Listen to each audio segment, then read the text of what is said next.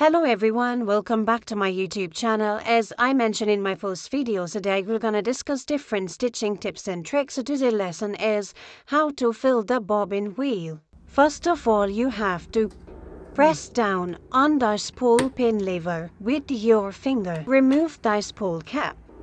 Fully insert the spool of thread for the bobbin onto the spool pin. Slide the spool cap onto the spool pin. Pick up the thread and move towards the left side of the machine. Then pass the thread under the thread guide. Then pass the thread under the thread guided cover. Pull the thread to the right. Pass it under the hook of the bobbin reading thread guide, as shown in the picture. Wrap the thread around the bobbin. Put the bobbin on the winder shaft. Then move the winder shaft towards the right. As shown in the picture, make sure the shaft is fully engaged. Press the foot controller and keep pressing until you get the desired quantity of a thread filled in the bobbin.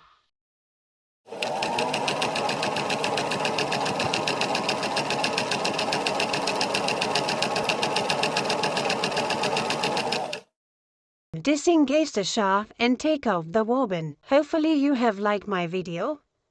Please don't forget to like and subscribe my channels for more upcoming videos. Have a good day.